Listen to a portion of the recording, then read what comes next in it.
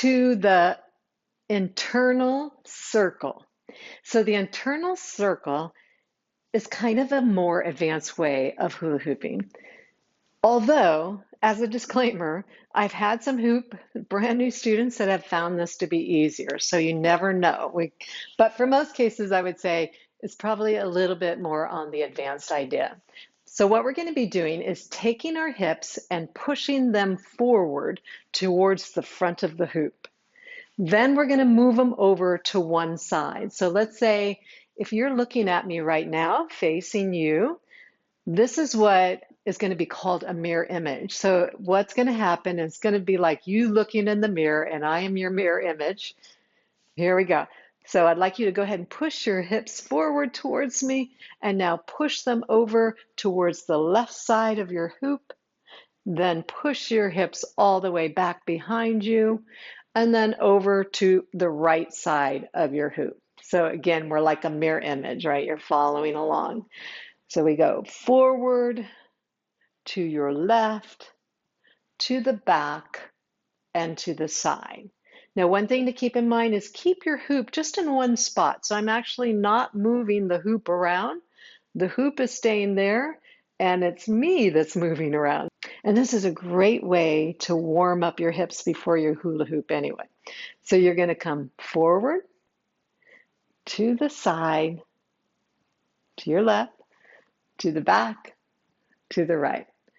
And now doing that same thing, but we're going to smooth out the edges. So now it's going to be, instead of 4 different directions, one big giant circle around our hoop. Then we're going to take our circle and move it smaller to a smaller and smaller circle to where it's almost not visible that I'm moving. But I can feel it right here in the core going round and round, and that's what we call the internal circle. I can really feel the work in my core right now. When I do this with the hoop, I tend to put my feet in a side-by-side action. And then again, I'm going to be circling around.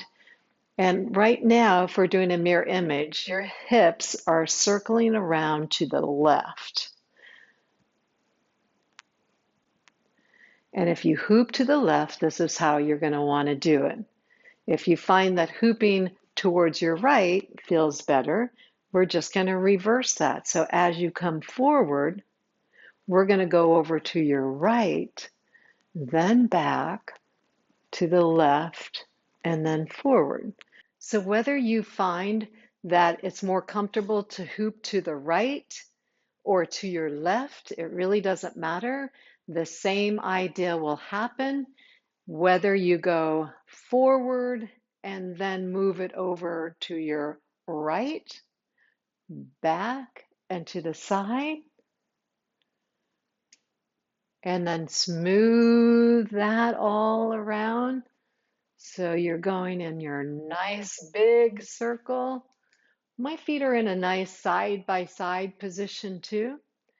And then you make that smaller and smaller and smaller. So you're doing this little internal circle that barely is visible. Nice. So practicing that without the hoop is really good so that you get used to it. Once I start the hoop going, again, either direction, I'm going to go ahead and spin it to your left first. And I'm going to be doing that internal circle heading over to the left. So here we go, going around and around.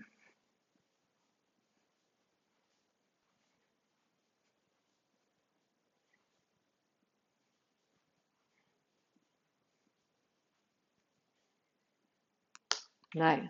And now let's go ahead and do the opposite direction. So turning to your right. So we're starting that internal circle, heading from that forward position to your right and around.